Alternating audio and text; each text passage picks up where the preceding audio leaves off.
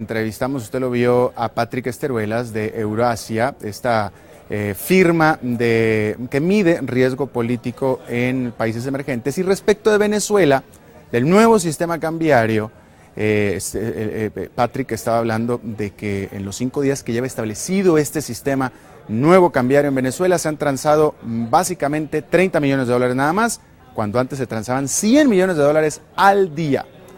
Me parece un dato interesante. Y para eso invité, para hablar de este punto y varios más, a Ricardo Hausmann. Ricardo Hausmann es profesor de Economía de la Universidad de Harvard, él es doctor en Economía de la Universidad Cornell, fue economista en jefe del Banco Interamericano de Desarrollo, fue ministro de Planeación de Venezuela hace ya algún tiempo y es amigo también mío. Ricardo, te da mucho gusto saludarte.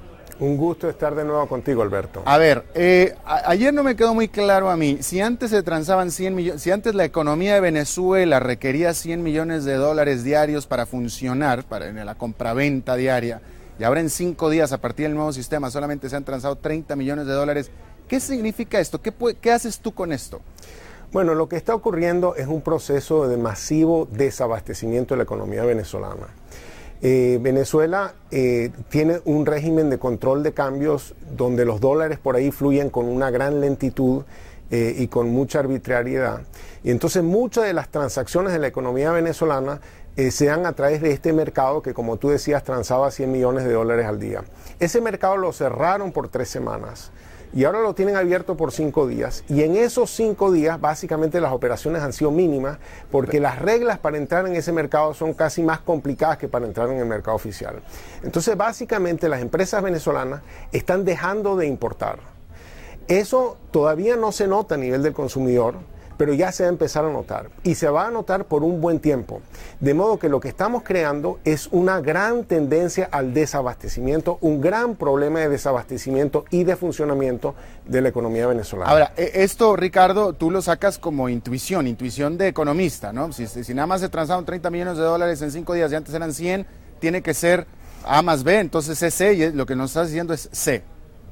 No, no es pura intuición. Nosotros tenemos la posibilidad de medir qué tan abastecidos están los supermercados en Venezuela, sabiendo cuántos de los ítems que podrían vender o que tienen el listado dentro de sus bases de datos, cuántos de esos ítems los tienen en stock.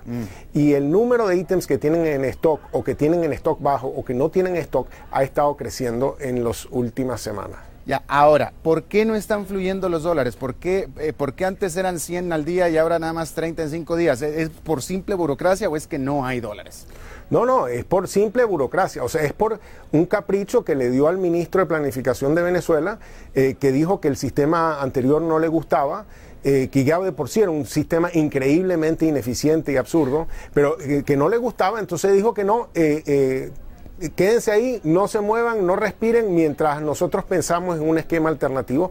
Paralizaron la transacción de divisas, la prohibieron la transacción de divisas, mientras ellos pensaban, como que si tú puedes reparar un avión mientras vuela. Entonces pararon las transacciones y ahora que trajeron este nuevo sistema para el cual pararon el país por 3 semanas, este sistema no le sirve a nadie, no funciona, no es lo suficientemente flexible, no responde a las necesidades del país, pero hasta que ellos se den cuenta de eso y lo vuelvan a reparar, bueno, el avión se va a estrellar. ¿Y a qué te refieres en este caso con el avión se va a estrellar? ¿Qué es lo que estás viendo tú en los próximos 6 meses en Venezuela? Mira, yo estoy viendo una situación de desabastecimiento creciente, pero muy, muy significativa. No es solamente el cierre del mercado cambiario, aunque el cierre del mercado cambiario es una medida devastadora, impresionante, de una magnitud muy significativa. Lo que pasa es que causa su daño gradualmente. Igual como, por ejemplo, para Venezuela le causaron a los venezolanos un gigantesco daño cerrando el mercado con Colombia.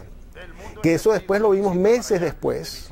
Lo cerraron en octubre. En enero, febrero había un problema de desabastecimiento muy serio en Venezuela, consecuencia del cierre de octubre y una aceleración inflacionaria.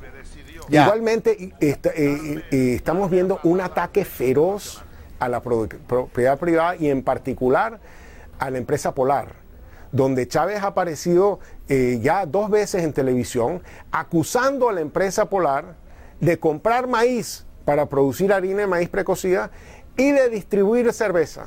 Entonces ahora el crimen, y Chávez dice, porque yo quiero desenmascarar aquí a Lorenzo Mendoza y a la Polar, ellos me vinieron a mí a comprar maíz, imagínate, y ellos dicen que ellos son productores de alimentos, me vienen a comprar el maíz, es a mí. O sea que una empresa que tiene que comprar la cosecha de maíz para procesarla y vendérsela al público, lo acusan de eso, y después lo acusan de distribuir cerveza con una empresa que produce cerveza y se la vende a la gente. Entonces mandó el presidente ahí en televisión, y a los generales aquí de la Guardia Nacional me hacen el favor, camión que vean distribuyendo cerveza en los barrios de Venezuela, me lo detienen.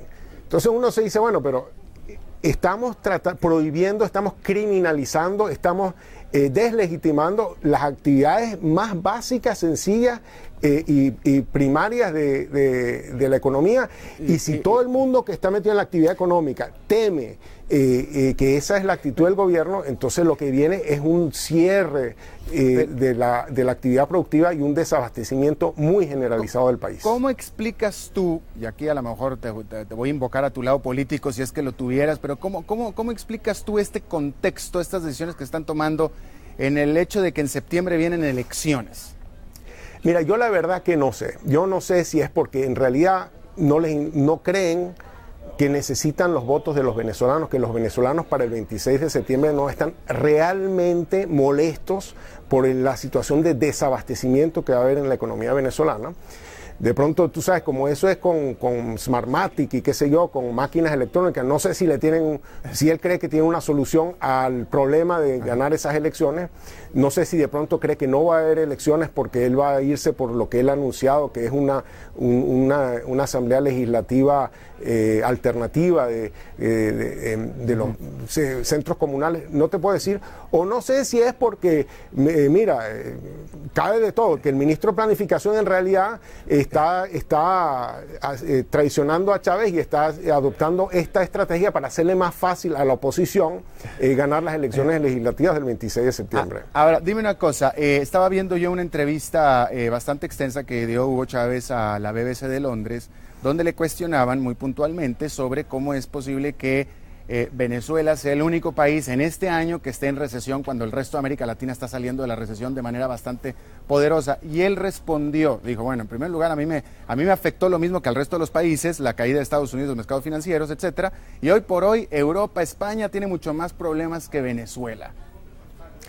Bueno, mira, la verdad que hay mucha gente que dice mentiras, pero hay alguna gente que se cree sus propias mentiras.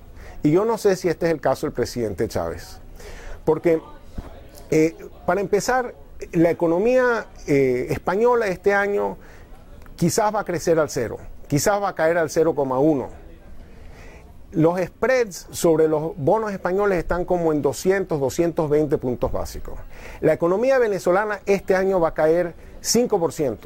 Y los spreads sobre los bonos venezolanos, que es una medida del riesgo que la gente le asocia a los bonos venezolanos, está hoy en 1.220 puntos, 5 veces el nivel de los bonos españoles.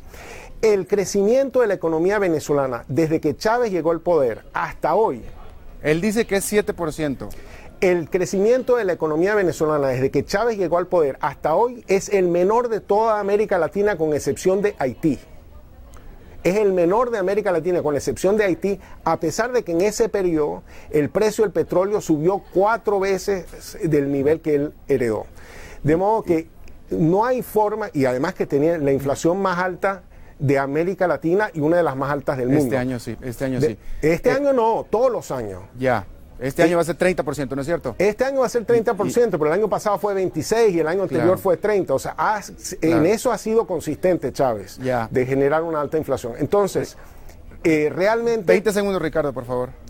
Mira, realmente es absurdo pensar que la crisis económica de Venezuela hoy es menor que la crisis económica en Europa. Es mucho mayor y es mucho más costosa desde el punto de vista social porque implica hambre, implica desabastecimiento, implica caídas dramáticas de los salarios reales, implica apagones, implica falta de agua, implica un deterioro de las condiciones de vida de la gente que no tiene nada que ver con lo que ha ocurrido en Europa o en Estados Unidos.